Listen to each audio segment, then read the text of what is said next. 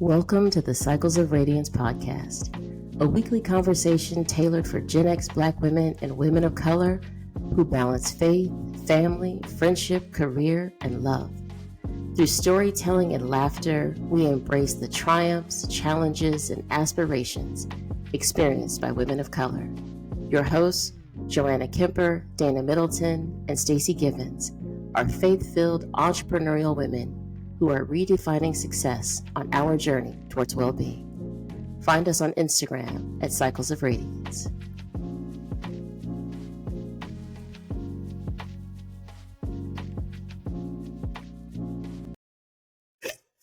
I still don't know if we're ready to record, but we're gonna roll. We're here. We're here, okay? The Cycles of Radiance. And I don't know what kind of cycle we're in right now, but we're definitely in a cycle. The spin cycle. We're going to call it the spin cycle. The cycle is that what it is? Spin cycle. Yeah, we can do that. Woo! Yeah. The spin cycle. She got so excited. You know what it sounds like If when only you have they some were sneakers, jokes. right? Okay, we'd be laughing. When you have sneakers in your dryer and you got other stuff in there and you hear that ka-thunk, ka-thunk, ka-thunk. Uh-huh. That's the cycle right Yeah. now. It's and just getting. Imagine if you were in there with the sneakers. Mm. That's Getting all kind of bumped what and it's right. Bumps and bruises. That I think is kind of like where this trio has been over the past month, hours, the last 4 hours perhaps. But welcome, friends. Thanks for listening in and tuning in because this is reality. What we've been talking about today has been the reality. Jay, kick us off with our tenets of Cycles of Stuck on that Radiance. cycle that you said where the sneakers are going around in the dryer over and over, and I'm like, that's giving injury vibes. That's giving hostility vibes. Who is it? That whole metaphor that you brought up. So earlier today, we shook him We back. lost Santa. Listeners, you can leave anything, but we were trying to record earlier today. Our internet went out. Oh, you trying? What do we tell y'all about the sneakers? Right? This is it's the thunk, man. This is the reality, though, right? Of when you're in the midst of building something and you're doing something and like right, things will happen. Things will happen. The bottom will fall out, but it doesn't mean that you stop. It means you keep going. You keep going. I mean, well, we're gonna keep going. And it's like, well, you know what? D Sharp will she'll jump back in. Just like the dryer keeps going, even though deaths are happening, and it's You better open the door. You better open the door and stop the dryer. It's the best thing you can do. So right now. Stop it. Nobody stopping the dryer right now. We probably should stop the dryer. And here's the other thing: when you stop your dryer and open the door, doesn't stuff fall out? It falls out in your face, right? Stuff falls out with anger. Like you should open the door earlier. Exactly, and it's hot too. Stuff pops out of there, hot. And you can just get a blast of steam in your face. See? I'm up in glasses and Oh yeah. So Dana, we were just going off on the dryer cycle and how we're in it right now. So he saw your text and we're like, well, we're definitely part of the cycle. And as Stacey was suggesting that we just need to open up the door to the dryer. And that it is to come out, hit us in the face. See him in our face. We're just standing there like, what just happened? Yes. Stop injured by sleepers in my dryer. So we are laughing because we have tried recording earlier today to be transparent, and we were whisked away in a conversation to fit in. I don't want to recap the whole thing, but we will say that we ended up talking about a very important tenet of Cycles of Radiance. And this has come up before. I feel like as Vipers of Radiance community, there are tenets that we hold dear to our heart and that we're holding each other accountable to. Okay. One of them is rest. We will rest. And if you need context, we Rest of Resistance by Trisha Hershey. Some of us have that more perfected than others, but work in progress. Continue on. I mean, as I was gonna fall. Like, so yeah, I encourage people to rest if they not out whenever possible because it's rejuvenating and it reconnects us to our dreams and a more pleasant state. But yeah, we can think more clearly after we are rested. However, that's not the tenet we're talking about today. The tenet we're talking about today is we will not push through things. By that we mean that I'm trying to explain this, but the three of us have empirical evidence Come showing through. that when we try to push through things, we fuck it up, as David says. I was going to pass you a quote anyway. I can't. There's just no report. Every time we try to push through things, you end up making a bigger mess of the situation because we don't acknowledge what's really going on. Or if we do acknowledge, it's from a very clinical perspective, like we're holding our composure, we want to show that we have it under control, everything's being handled, we have our emotions in check, we are good, sis, we are good, okay? But then when you peel back the layers, it's like a steak onion, okay? There's so much going on. When you peel it back, you squeeze your eyes, and it's just changed, okay? Because we have a lot going on. And we keep catch that? Did y'all catch that with? You know what that onion smells like. Now, see, I was gonna take you in a different place. I was gonna say, we Olivia Pope, right? Because Olivia was clean, right? She just stomping through the place, just clean. But then at night, Olivia got a whole fishbowl full of wine. Trying to figure life out. Fishbowl is crazy. And it's all in shambles. And she know it's in shambles. She know it's jacked up. But when she rolling with her crew, she's stomping through, just dressed to the nines and slaying dragons. But what we're finding out is all of that is a mirage. Because there comes a point where there is no fishbowl full of wine big enough that the onion that's just as stank as it can be, that's burning our eyes, the tears are real. Because we're trying to push through too many things. And at some point, and I'm catching this lesson, y'all. This is, again, where the transparency comes in. I'm catching the lesson of lying down and resting. We talked about earlier, I was sharing with Joanna and Dana that there was a lot of things happening in my world. Things happening within my family, projects that I'm working on, and I was standing in front of my whiteboard trying to chart out some things, and I could feel my heart racing. I could feel it. And I thought about what Dr. Anita Phillips says in her book, The Garden Within. Like, what do you feel? When you're stressed, when you're feeling, where are you feeling it? And I was like, I feel it in my chest. And all I could think was, Lord, I'm not trying to fall out in here. And I literally stopped and went to go lay down, which is what Jay said about our tenet, right? We will rest, we will not push through. And I was trying to push through. All these thoughts in my head, it was like lottery balls just bouncing around. And they were all trying to get through the chute at the same time. And I was like, I can't take it. And I went to go lay down, and I just laid on the floor in silence. And I focused on breathing. This is not a typical action for me. A typical action is pushing through. Just keep right on going. Keep going, keep going, keep going. Yeah. Cross things off, use my rudimentary tools. I create a little chart, and I'm going to check a box, I'm going to draw a line through something, and it's all going to get better when I have a page full of boxes checked. But not that day. I had to go and lie down and just breathe. And I was breathing deeply. I was doing the 4 in and hold it for 4 and the 4 out, just laying on the floor. And then I was like reciting scripture, like anything I could remember. It didn't even have to apply to the moment. I was like, I'm just going to recite whatever I know because I needed something to ground me and calm me down.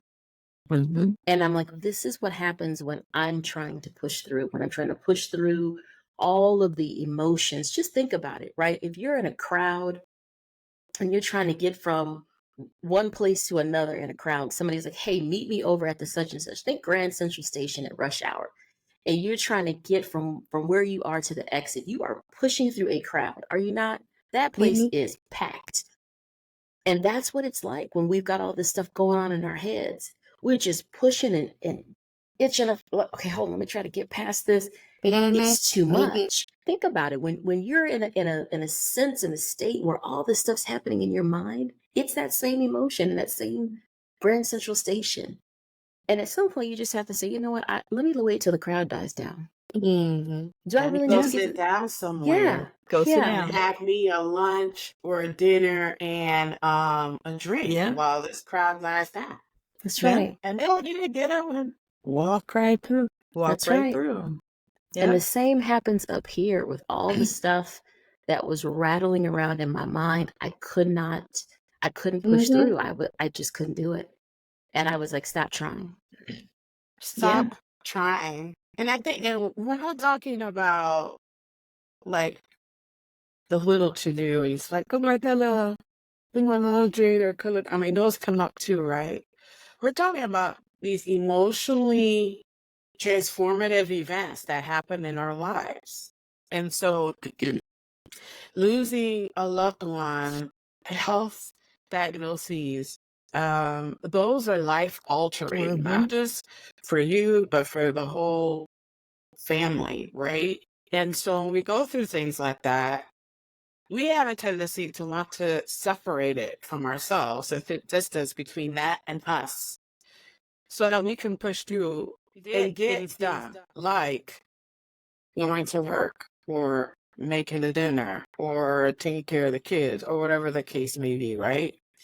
And we understand that those things happen.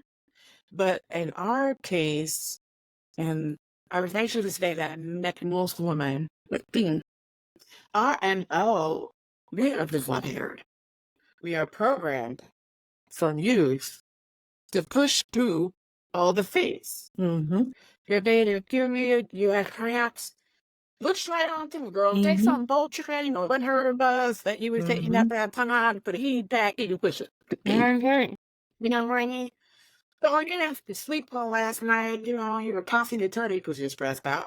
And you didn't get good sleep. Girl, just take off some caffeine, then that life, you keep it pushing. You have to go, Keep moving. okay? And everything just keep it pushing, keep it pushing, keep it pushing. Right? And at what point do we pause to understand, first of all, do I need to be pushing like this? And especially for what that's me. But what was the impact on my body and my well-being, my mental state? I'm going to tell you what's happened it because we lived it. Okay. It's just not good. But yet they keep on keeping on. Not only that, we're pushing people and then you sign up and want things. Because you're supposed to. We already have a list of things. And we're like, oh, sure, yeah, I'll help you with that. Sure, I'll stay late. Sure, I'll I'll go ahead and pick up all the kids. Yeah, I'll have more. Meanwhile, your insides are raging and are crumbling into pieces because it's like I don't know where I'm going to draw from. I don't have any reserves left. I'm like on E right now. So this whole thing about pushing through is it has such a radical domino impact in our lives. It is profound. I mean, it is so much. And we, in Cycles of Radiance, want to stop doing that. We want to stop pushing through. And we're not saying like, don't give up on goals and dreams and all this stuff. That's not what we're talking about. That's just not it. Don't get your shit done. But Right. you know, when you're looking or thinking about the laundry needs to be done and you ready to cry or throw the basket across the room, that's a sign. It ain't about the laundry or a microwave that needs to be put in. It ain't about the microwave. Yeah, If you're upset over those things, there's something else that you need to unpack. And you guys mentioned it, the things your body sends you those signals, right? We've talked about this before, being in that state, that constant state of fight or flight, the weathering that takes place. If you know how you feel when you have to deliver a speech, when you're about to give a presentation and you get that sick feeling in your stomach, if you have that and you're not about to deliver a presentation, that tells you something. What's going on in your life? And believe me, I'm talking to myself as much as anybody else. What's really going on that you got that sick feeling in your stomach? You need to calm the hell down. Because life will move on if you stroke out. You need to calm the hell down. And I think we've hit a point where it becomes, let me not say let me talk about Stacey G, where there's a homeostasis is now a heightened state. Like it's not it's not the middle of the line anymore. The state of being is under pressure, is tense, is shoulders in ears, and not even realizing it, tensed up, because it has become ingrained. And having to go all the way back to the beginning of like, okay, so where did this whole thing start, of constantly being under a sense of pressure and feeling like I have to do all of the things and measure up and check all of the boxes and keep all of the plates spinning. There's so many metaphors, right? But constantly feeling like that's what I have to do. And that becomes the new normal, which is abnormal. But that's where the bar has moved to. And so I'm finding myself trying to find the middle, trying to find that place that is homeostasis, is a sense of normalcy for me, and not constantly being wired. I remember talking to somebody not too many weeks ago, and they were saying that they had shared something with their physician about just their numbers. They were like, go by my numbers, don't go by how I feel. And the physician was like, well, because that was the physician's question. Oh, both of you just cocked your heads. Oh my God. That's what, see? That's what the person said. Because the physician was like, well, how are you feeling about X, Y, and Z? Because there were some things, some procedures the person wanted to have done. And the person said, don't go by how I feel, go by my numbers. Because how I feel, I can operate under a high amount of stress. And so I may tell you, I feel fine, because to me, I am fine, even though the person probably has cortisol just coursing through them. And that is what I'm talking about. When you're right, this person was aware, I am under tremendous pressure, I am under tremendous stress, and their perspective was, but I handle stress well, and I operate under stress. So if I'm speaking to my doctor, we need to go by what the numbers are telling you, because those are going to be accurate. Those are going to be true, not what I say out of my mouth. And when I think about that and what they were sharing, I thought to myself, wow, I can identify with that, because even though I don't verbalize it, I operate that way. And when someone asks you, how you doing? And you know that you're a broken down house, but you're going to be like, I'm good. I'm fine. I'm blessed and highly favored of the Lord. And you keep right on pushing through, and people are like, oh my gosh, she's doing so well. She's so strong. Right? Now, And I have to interject. All the stuff that's happening. Go ahead, Dee. I have to interject because that bothers me for a couple of reasons. For the obvious reason, right? But also there's this assumption that your numbers will be okay. Now, at some stage, in the early stages, sure. Okay, your numbers might be cool. But don't think that over time, how you feel doesn't impact your numbers. It in fact wait does. Until your 40s. they'll show up. Right. So I think, even though I get it, right, it makes sense. And theoretically, I can identify with that, absolutely. But at the same time, we got to know No, it will absolutely show up in your numbers. Mm-hmm. That means all of those things, that the physiology of that is real. It absolutely is. And I thought it was such a profound thing, let me use the word again, that the individual was saying, because she knew that what she was going to say out of her mouth about how she felt would be one thing, but it probably wasn't going to be in alignment with what the numbers were saying from whatever test was being run. And I think that it was just such it really struck me, because I thought initially when she said it, I was thinking, really? Like, gosh, like who does that? And I was like, I do. That sounds Essentially, like you're me. saying, I can pass the test. I can pass this. Exactly. I can get by. Yes. And you're going to yes. co-sign on that. Yes. And I when I heard it, this is one of those things where the mirror is always pointing back to me, and there's this reflection. As I was listening to this person, I was like, that sounds like me. I had to sit with it a little bit. And I was like, yeah, that'll be me. Because I'll tell somebody that I'm okay. But when people know you and they can look at you and say, I see something different. You're actually not. You're not being true, authentic, and honest with yourself or with me. When you say that, because I can see on your face something's going on. So whether you want to talk about it or not is up to you. But I know something more is happening. And so my advice to you, here comes Pastor K, is lay down. Because it's not about the microwave. Right. Something else must be going on, because you seem to be very keyed up about this microwave, but it's not the microwave. Y'all, so explanatory comment with the microwave. In this case, microwave is not a metaphor. Microwave is a situation whereby I was having one delivered and I thought it was going to be installed. And the people said, well, we don't have it down as being installed. And I found myself frantically trying to find the receipt to prove that what I paid for was an installed microwave.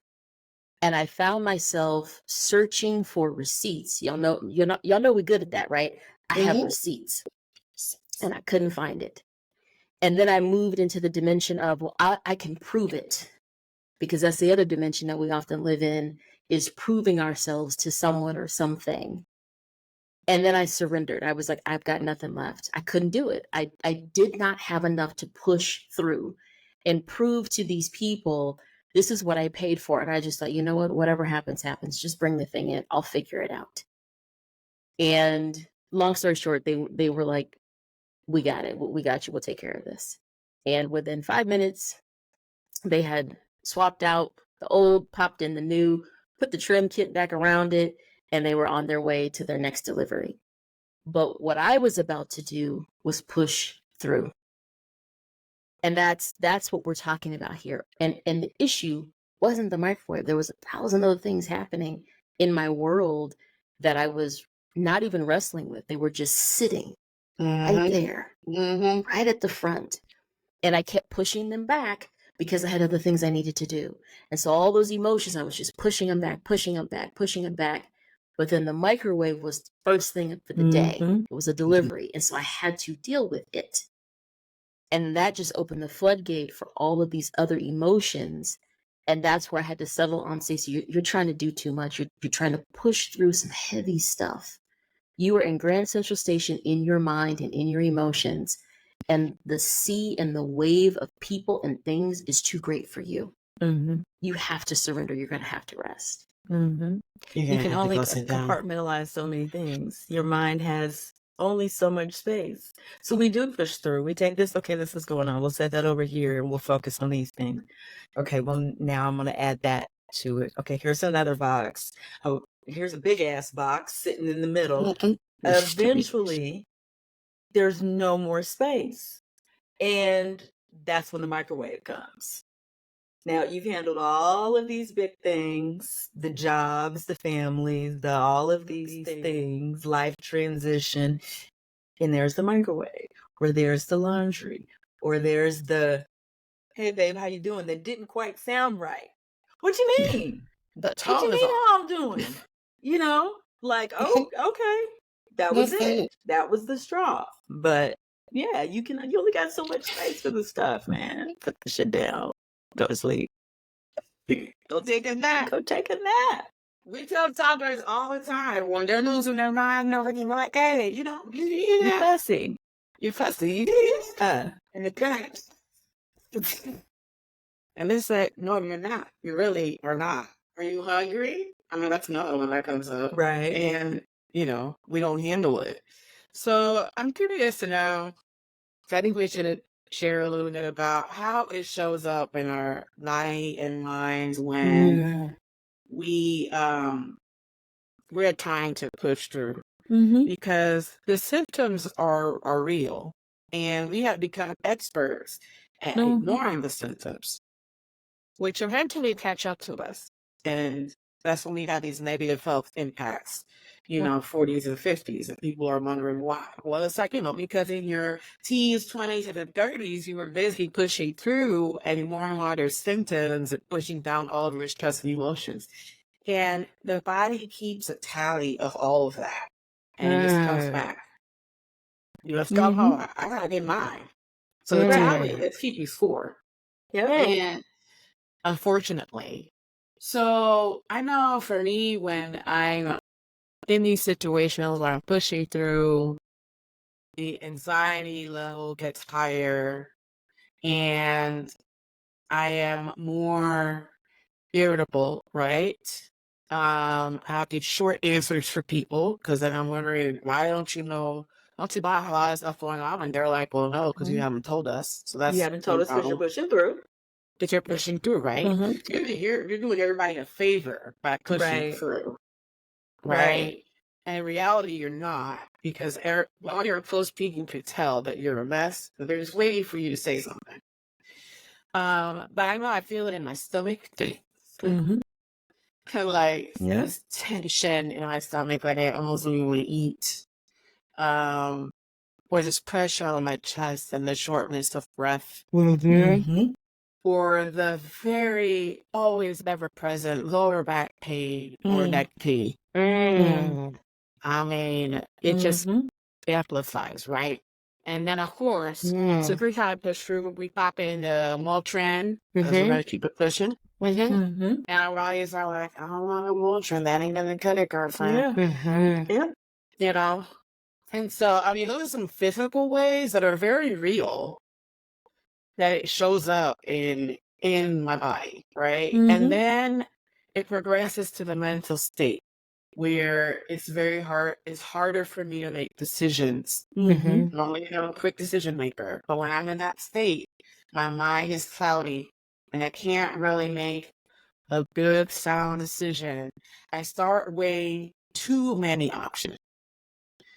Then I become more susceptible to more people's input. Instead of just zeroing in on one or two stakeholders that can really make a difference in that decision, right? So those are some ways that I've noticed that it pops up for me when I'm trying to push through. And then I fall away from my normal disciplines of working out or trying to cook myself a good meal for the family, or engaging fully with my family and being fully present. I start withdrawing more into myself, right? And so, because of course, when we're pushing through, we are becoming more self-sufficient, quote unquote. We're relying more on ourselves when we're trying to push through, right? Because we decrease our communication. So we're not letting people in to help us. We're not sharing what's really going on. And then we're not able to make great decisions. So there starts the cycle of spiraling down. Because you make a decision and it's not great. And then the spiral just starts going down. And you're like, what is happening? Why is nobody working out? And then you start lashing out even more. And you're just in this whirlwind of chaos now. That is self-inflicted. Right. Because you started this mess. Because we're trying to get through. Instead of just pausing, right? And capturing in what's really happening here. What's triggering me? What has happened recently? You know? It's maybe, just maybe, I bet I wanted to just sit down. Mm-hmm. There's too much happening right now. But we don't acknowledge it. We almost feel like, no, that's about as critical. What is more critical than losing a loved one? What is more critical than having a health call? What is more critical than loved one having a health crisis? How much more critical does it need to be? You know what I mean? And those are the things that I see us, many other women, just try to push to. Be strong, sis. I stay strong. I don't want to be strong. I am weak. The Lord shines his light through our weakness. I am weak. I need help. I like to sit down. I like to have a nice beverage. I like freshly cooked meals. I like homemade bread. I like a soft existence. I don't want the strong. I don't want it. Okay. I've tried it now for years. It's exhausting. You end up having to do therapy, a chiropractor, a whole 9 yards just to try to make it through. Okay. Specifically, I don't want to push you anything. I'm pushing through nothing. If you put me in hand central station during rush hour, I'm not even gonna go in. And if I do go in, you're gonna see me sitting down in some kind of restaurant. I'm not doing it. I was waiting for that, y'all. I knew she was gonna say she was gonna sit down. Now I had a vision of Jay just sitting in the middle of Grand Central Station. People just walking all around her. And she's like, I'm done. Yeah. I'm just gonna sit. Just gonna sit right here in the center, right in the middle of the floor. And you all will just, y'all will move around me. You'll be fine. Until They'll be fine. Gets their training. Oh wait, everyone's gone. Okay, now I can rise. Now I can rise and I can have a peaceful walk to the trains and get home safely and enjoy my train ride. They said joy is just not celebrated enough. A slower pace is not celebrated. We just want to we're faster than the Harry, like Stacey says. To go where? To more stress? Because guess what? The more you push through, the more it gets on your plate. And can we just? I need to say this. I mean, we've talked about these things obviously earlier today because it was so critical. But the thing you just said that I like best, and I'm gonna be done lying to myself. I'm gonna tell myself, I want a soft existence. At what point did we buy into the shit that no, we got, and y'all know that's major for me. For me to sit here and say, hold on. It is. If we had gold stars to give right now, we would give them all. Can I get one? Where are all the smiley stickers? Yeah, we would give them all. Get one of those stickers. Oh, there it is. See, they're doing this because they know that my I can't. I can give you a symbol. That's it.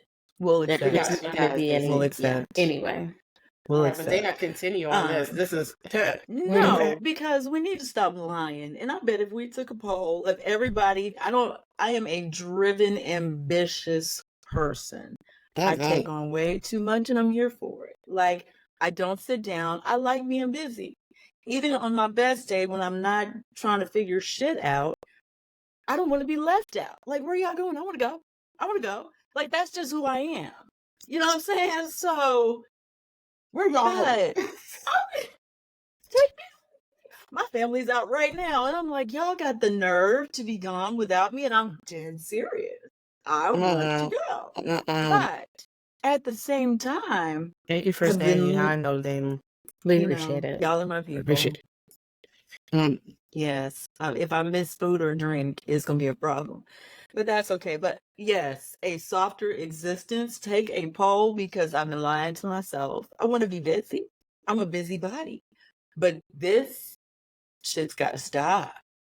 There's a difference between your chosen busy. There is a difference. Exactly. And it being forced. Right. And you say, okay, I'll do it. I'll take it. Okay, because you're supposed to do all the things and be in everything and have all the letters and all the numbers and all the this and that.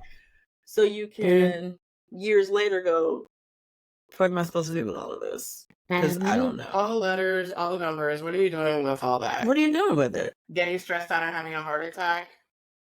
No. Can't sleep? No, thank you. Can't sleep. Then you can't sleep. So then the next day is worse because you didn't sleep the night before. Then to the Motrin comment, and I'm again telling myself, there are nights, well, yep, let's pop this Benadryl because I gotta sleep. Your girl gotta sleep. Otherwise, my mind is just going to keep going. We're gonna shut this shit down artificially tonight. Yeah. I feel that. So I can smile tomorrow. Yes. I find that, again, we talked about triggers, right? And trying to figure out what is the trigger. Like I shouldn't say used to, because it still happens, but it hasn't been as often. But I would get twitchy. Very twitchy, because there would be so many things I was thinking about. I need to do this. I'm supposed to do this. I got to call this person.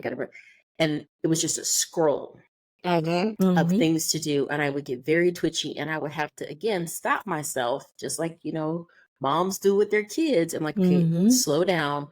You're hyperventilating. Tell me what's going on. And that's hyperventilating. Let's count. It's real. It is. That's the conversation I would have to have with myself, where I would have to grab myself by the shoulders and be like, Stacey G, what's going on? What's got you twitchy? What has triggered you? And I would have to sit with myself, and I still do this. Like, what's going on? Why are you feeling emotional? Why are you about to burst into tears? Why are you ready to cuss somebody out? Why are you feeling this way? What's going on? And I would have to hold myself in that place, holding myself by the shoulders to sort out what's this emotion, what's driving this, so I can pinpoint it and deal with that thing. Because again, it's not the microwave, it's all of these other things. Yeah. And so how do I figure out what that thing is and what triggered me and address it? Otherwise, it goes back to I'll just keep going, I'll keep going. But I haven't dealt with this thing. It's major. It's a concern. It's an issue. Maybe it's something that I can't even solve. Like I don't have the power to heal someone. But if if that's what's bothering me, is I'm thinking about this person in the midst of their illness, and I'm like, what can I do? How can I assist them? How can I be there for them? How can I do X, Y, and Z for them? And it's a weight.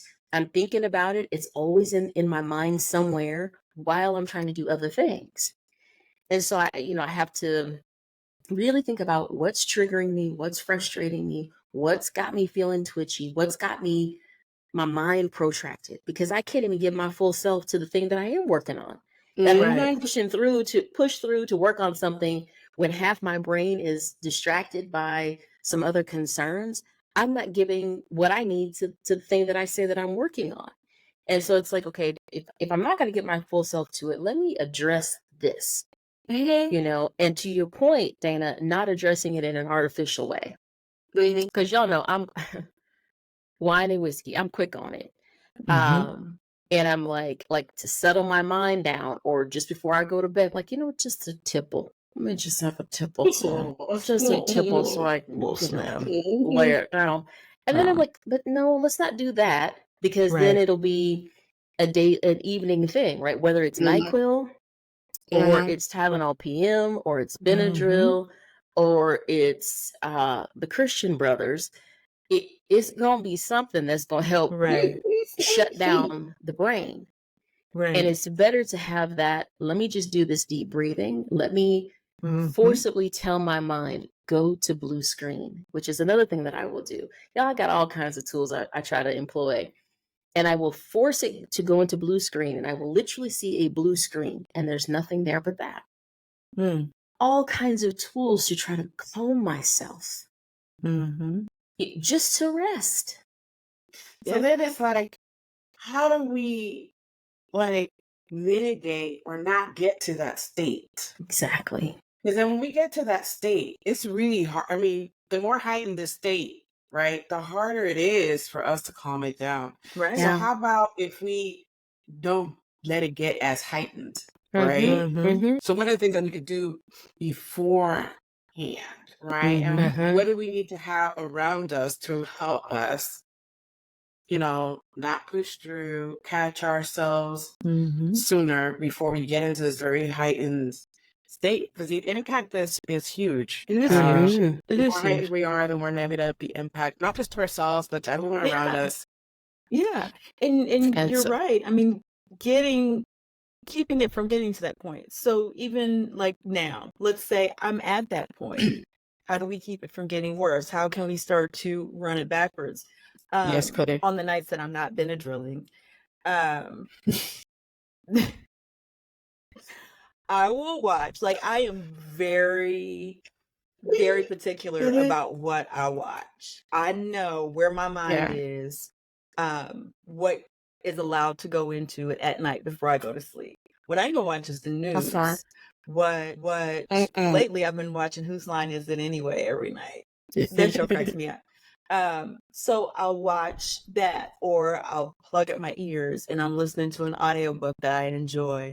Or the what are they called? The binaural beats, right? Oh yeah, I So I love love those. Yep. those. I love those. And when you close your eyes, get on Yes, iTunes that's it. and BINAURAL, and a whole bunch of them will come up. So it's kind of like the green noise, the white noise around, like those things, but they can, Nicer. yeah, it's nicer, and it can be attributed to a certain need. So there's some that you can listen to for anxiety and it'll calm you, or things that you can listen to just Like to the help you get to frequency is sleep. supposed to help your Yeah, heart. the sound waves. It works for me. You know, somebody might debate it, but it works for me. I'm here for that. So those are two things. I'm gonna laugh before I go to sleep, and I'm going to zone out in that way with something in my ears to try to take up some of that space and stop me from thinking so much. What about you, I love Jenny? this. I'm big on rhythms. You know, I've talked about this before. Like, I think that you establish your rhythms, where disciplines, and like things start escalating, you should lean into your rhythms even more. So you heard me say earlier that sometimes as I get into this heightened state in the past, I would veer away from my rhythms. And I've learned now through hard knocks, that I need to just lean into my rhythms even more. And so for me, I start my day and I end my day with God. So I'll start my day with reading a devotional, listening to prayer, and praying. And it's 20 minutes, but it grounds me, settles me, kind of brings some peace into my spirit before I have to go and wake up children that do not want to be awakened and get them ready for school, right? So I need that inner peace and calm. And then at night, I'll do some kind of Bible study and again, prayer. I have shifted my music selection to listen to more of Christian, and there's Christian hip hop, there's Christian reggae, there's like all sorts. So I mean, there's plenty of options there, but I find that it brings me back to center, right? So I want to be grounded and centered in God. I don't want to. I want my identity to be such a good Christ. It is way more solid than all the external influences of society and what they're trying to tell me to do or be or think, right? And so I want to start my day grounded in Christ and end it grounded in Christ. And there are days where I am tired and I do not want to do it, but I do it anyway because I'll feel better. I can physically feel my body just take it down a few notches. But doing those rhythms, people say, well, I don't feel the impact right away. If you're going to say that as well with meditation, I'm feeling the impact right away. And you will feel the impact right away, or maybe even in that moment, depending on your situation.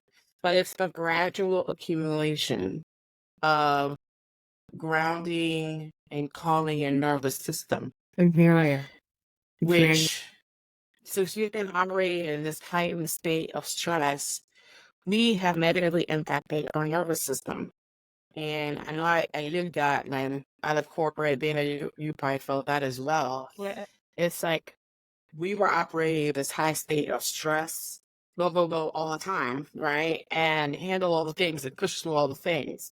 And your nervous system is taking a beating in that process. And so I can't regulate the same way I used to. And I just mentioned work and corporate life, but we stack on like family dynamics, illnesses, death, your own health, and where your nervous system is it's just a wreck, right? And so these practices, the spiritual practices, really help, how do I say it, bring more nourishment to our nervous system. Kind of bring it a little bit back down to a normal state, so you can weather life a little bit better. So those are the rhythms that I have found, and that I think people just as well, centering in Christ helps prioritize differently. So you're less inclined to push through because Christ is compassionate and loving, and he's not telling you to push through. Christ was emotional. He lived his emotions. He left. Nowhere there does it say to keep it all inside, keep it to yourself. So I think it's helpful to have that grounding in Christ on multiple fronts. So you prioritize differently, and as you go through your day to day, you realize, oh, is that really a priority? Not so much. Do I really need to take that on? Not so much. I think it'll be all right. So that's what I've been pushing less. What is Stacey? It's been a few things here recently. Back in the day, I was a journaler. Like I have volumes of journals, volumes. And I'm finding myself returning to that. I definitely know that holding things in is not healthy for me. And so I release things. Y'all know my phrase and my words for the year are release and catch. And for me, I'm in this space of learning to releasing the stress, whether it's through writing and getting things out of my head, out of my psyche, out of my mind, and onto paper. So now I'm not holding it in anymore. So that's been a big one, is getting back to journaling and to writing.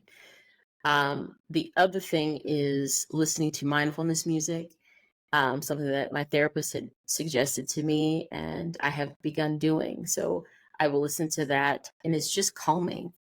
It's the sound of water, right? It's the sound of rain, that kind of thing, to just, again, calm the nervous system. It's very soothing to listen to certain sounds. It doesn't have to be, and often I was gonna say, it doesn't have to be vocalists and lyrics and all of that. A lot of times it's distracting. It's just listening to a repetitive melody of water hitting rocks. And it's incredibly calming.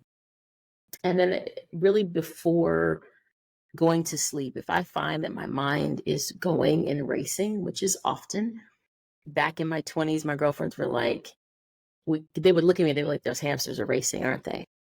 And they would laugh. They were like, she got hamsters. They tag team each other. One jumps off the wheel, the other one jumps on.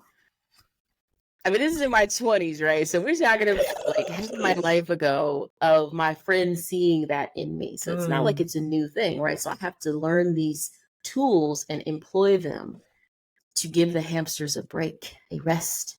And so before bed, like if my mind is really going, I'll play the Book of Psalm and the Bible app. And I will just let the narrator's voice just lull me to sleep with the word. So I'll just listen to the Book of Psalm. I'll start wherever. I may start at Psalm 1, or I may start at Psalm 23 or whatever.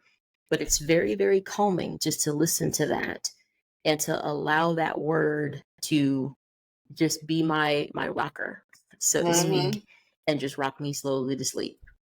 So lots of different tools for me at different points of the day. But for sure, those are the three that I've really been utilizing most often. Yeah. And I think trying to incorporate or have some of those on hand during the day is helpful because things come from left, right, whatever, during the day. And so we need to have the tools at the ready to be able to help navigate in that moment.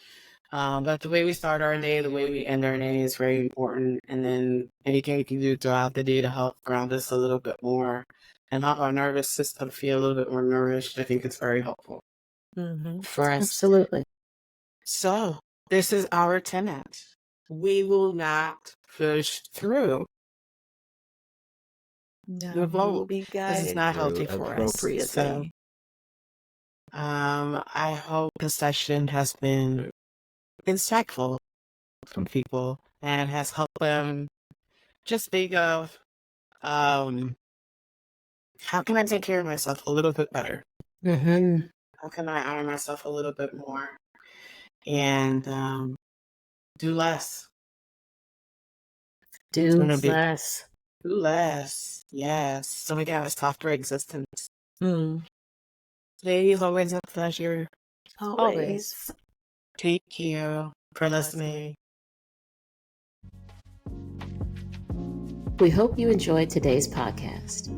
Our desire is to empower, support, and elevate you on this collective journey towards a fulfilled life. We invite you to connect and find community with us on Instagram at Cycles of Radiance.